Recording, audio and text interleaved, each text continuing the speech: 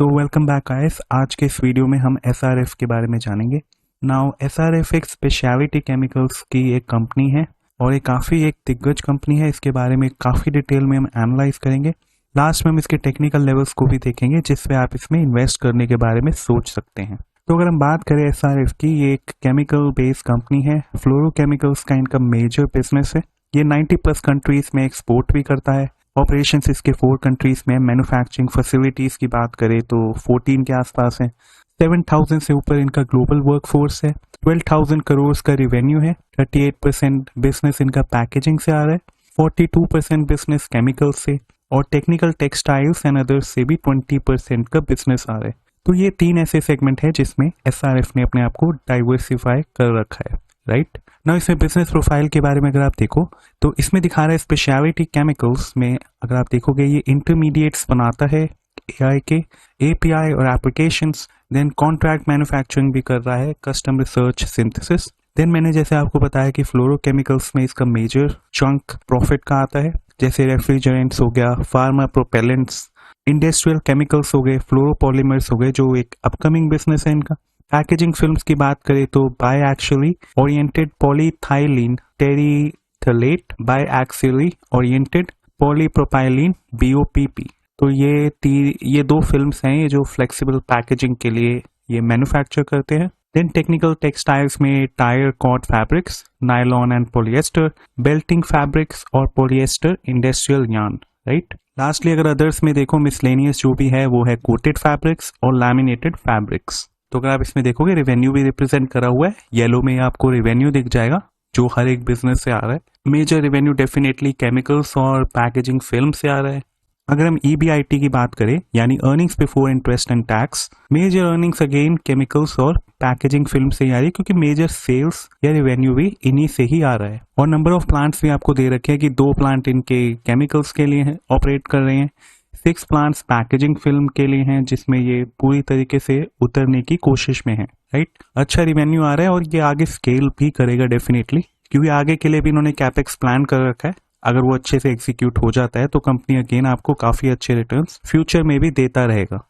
Technical textiles में अगर आप देखो तो 4 नंबर ऑफ प्लांट्स हैं और अगर मिसलेनियस में देखो जो कि अदर्स में है वो है 2। तो टोटल में अगर आप देखोगे 14 के आसपास ये नंबर ऑफ प्लांट्स इसमें दिखा रहा है। तो मैन्युफैक्चरिंग फैसिलिटीज ये देख सकते हो कि 2 नेशनल ऑपरेशंस के लिए हैं जो राजस्थान गुजरात में है। टेक्निकल टेक्सटाइल्स के लिए 4 हैं, पैकेजिंग फिल्म्स के 3 और लैमिनेटेड फैब्रिक्स के लिए 1 है।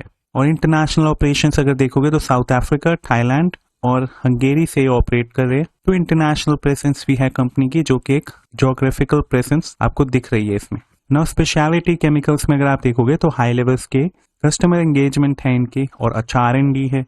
टेक्निकल सर्विस, प्रोडक्ट और क्वालिटी मैनेजमेंट ये देख रहे हैं उसमें।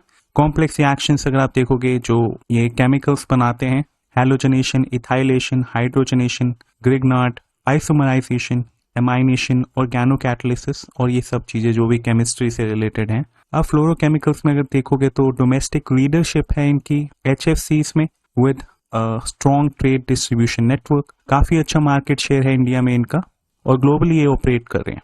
नाउ ग्लोबल मैन्युफैक्चरर्स इस पर्टिकुलर प्रोपेलेंट के बहुत ही कम दिखेंगे जो कि है 134A/P। तो SRF उनमें से एक ग्लोबल मैन्युफैक्चरर है जो इस प्रोपेलेंट को भी बनाता है, राइट। और टॉप 5 ग्लोबल मैन्युफैक्चरर्स में आता है तो ग्लोबल प्रेजेंस भी काफी स्ट्रांग है इसकी। अगर आप फ्लोरोकेमिकल्स में देखो तो टॉप 5 ग्लोबल प्लेयर्स में इसका नाम आता है। ना अगर हम पैकेजिंग फिल्म्स की बात करें तो इनका एक्सपर्टीज है डेवलप करना, मैन्युफैक्चर करना और सुपीरियर फिल्म के ये प्रोडक्ट्स को मार्केट भी कर रहे हैं, राइट। बिजनेस मॉडल काफी तगड़ा है, कस्टमर्स के साथ अच्छा खासा रिलेशनशिप है इनका और अच्छे खासे सॉल्यूशंस उनको डिलीवर कर रहे हैं। एसेट बेस काफी एफिशिएंट है, काफी अच्छा है और ये वैल्यू एडेड प्रोडक्ट्स बना के दे रहे हैं। साथ में ये उन कस्टमर लोकेशंस के प्रॉक्सिमिटी में ही ये प्रोडक्ट्स उनको डिलीवर कर देते हैं, यानी उन्हीं लोकेशंस के आसपास में ही। और 3rd लार्जेस्ट मैन्युफैक्चर ये कन्वेयर बेल्टिंग फैब्रिक्स के भी है। जो कन्वेयर फैब्रिक्स होते हैं या कन्वेयर बेल्ट्स होते हैं उसमें 3rd लार्जेस्ट मैन्युफैक्चर है। 40% मार्केट शेयर इसका नायलॉन टायर कॉर्ड मार्केट में है जो कि 2nd लार्जेस्ट प्लेयर इसे बना देता है ग्लोबली, राइट। सो नायलॉन टायर कॉर्ड में भी ये 2nd लार्जेस्ट प्लेयर है ऑल ओवर द वर्ल्ड। तो एक बार इसके हम कंसोलिडेटेड रिजल्ट्स को भी देख लेते हैं। तो first half of financial year 22 में इनका ग्रॉस ऑपरेटिंग रेवेन्यू अगर आप देखोगे तो 5500 करोड़ का दिखेगा।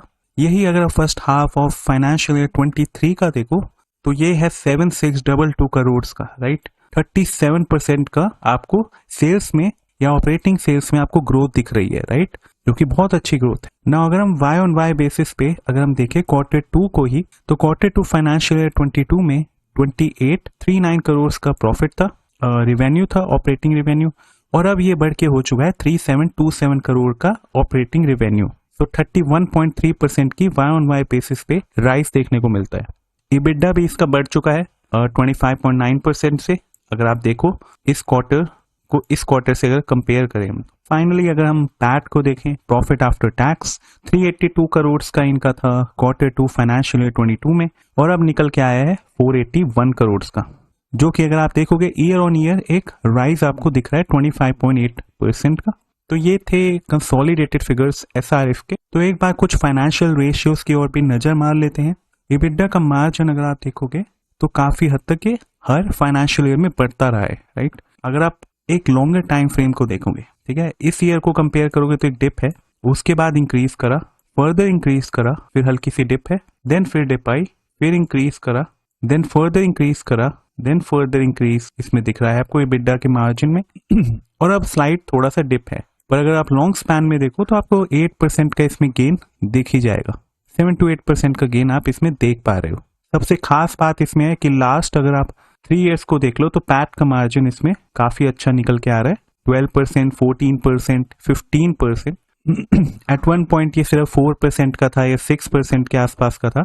डेट टू इक्विटी रेशियो देखें, जिस हिसाब से आगे के कैपेक्स इन्होंने प्लान कर रखे हैं, अभी अच्छा खासा डेट टू इक्विटी रेशियो इन्होंने मेंटेन करा हुआ है, राइट। फाइनेंशियल ईयर 23 में, फाइनेंशियल ईयर 13 में अगर आप देखोगे 0.7 का डेट टू इक्विटी रेशियो था, जो बढ़ के 1 का हुआ, उसके बाद से कम होना शुरू हो गया, और अगर आप करंटली देखोगे तो 0.32 का है, राइट, जो कि सबसे कम वैल्यू अगर आप देखोगे डेट टू इक्विटी रेशियो की। तो जैसे मैंने आपको बताया कि 50% इनका जो मार्केट शेयर है वो केमिकल्स में है। एयर कंडीशनर्स के जो केमिकल्स होते हैं उसमें 50% का मार्केट शेयर है, right. 50% market share again laminated fabrics में है, और 40% मार्केट शेयर इसका नायलॉन के टायर कॉर्ड में है। नाउ अगर रेवेन्यू का कॉम्पोजिशन हम देखें, प्रोडक्ट वाइज हम ब्रेकअप देखते हैं, तो इसका केमिकल्स एंड पॉलीमर्स में आपको 49% का रेवेन्यू आता हुआ दिख रहा है, पैकेजिंग फिल्म्स में 35%, टेक्निकल टेक्सटाइल्स बिजनेस में से 12.5% और अदर्स में से 2.69%।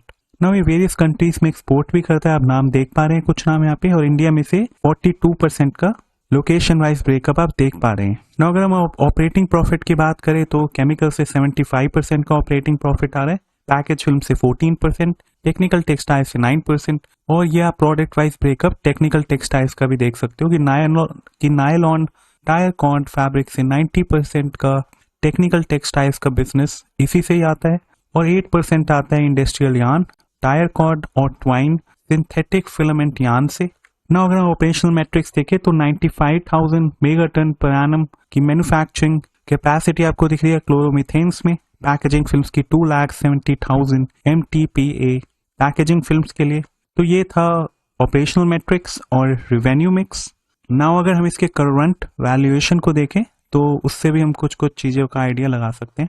सो इसका करंट वैल्यूएशन अगर आप देखोगे वो है अराउंड 32 के आसपास का, जो कि काफी हद तक फेयरली वैल्यूड ही मैं कहूंगा, क्योंकि अर्निंग्स की ग्रोथ काफी अच्छी इसमें आई है, वैल्यूएशन में थोड़ी बहुत इसका वैल्यूएशन इसी वजह से थोड़ा डी रेट हो गया है अर्निंग्स में ग्रोथ आने की वजह से, एंड काफी हद तक जैसे ही ये अर्निंग्स की ग्रोथ रियलाइज कर रहे हैं ईयर ऑन ईयर और क्वार्टर ऑन क्वार्टर, डेफिनेटली काफी अच्छे वैल्यूएशन पे आपको मिल रहा है इस पॉइंट पे।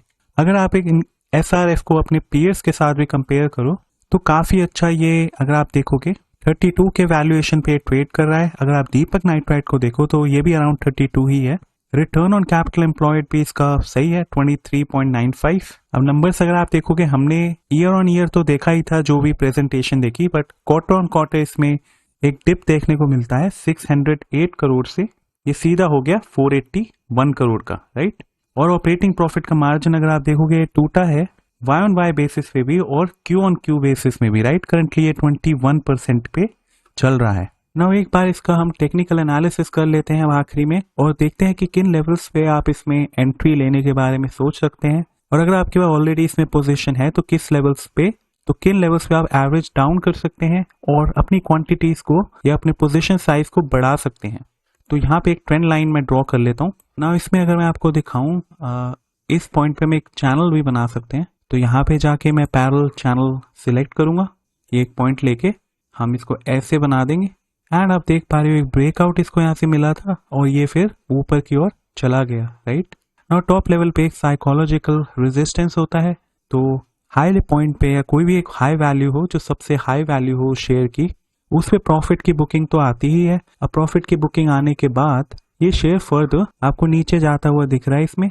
और अगर हम सपोर्ट की बात करें तो ये एक सपोर्ट हो सकता है 2340, उसके आसपास ये अभी ट्रेड कर रहा है। तो डेफिनेटली आप इस पे इन्वेस्ट करने के लिए अभी शुरू कर सकते हैं। अगर हम नेक्स्ट सपोर्ट की बात करें तो आप इन लेवल्स पे भी विचार कर सकते हैं, जो कि है 2137, या फिर आप इस लेवल पे भी या अराउंड 2200 के आसपास भी आप ले सकते हैं अगर ये नीचे जाता है। बट चांसेस थोड़े कम लगते हैं कि इतना नीचे जाएगा। आपको डेफिनेटली 2340 या करंट लेवल्स पे कुछ पोजीशंस इसमें लेने शुरू कर देने चाहिए, राइट। तो ये था ब्रीफ में टेक्निकल एनालिसिस SRF का। अगर आप इसमें इन्वेस्ट करना चाहते हैं तो इन लेवल्स पर विचार कर सकते हैं। तो अगर आपको वीडियो पसंद आया तो वीडियो को लाइक और चैनल को सब्सक्राइब करना ना भूलें। मैं आपको किसी और वीडियो में मिलूंगा जिसमें हम कोई और कंपनी के बारे में डिस्कस करेंगे। तो thanks for watching the video.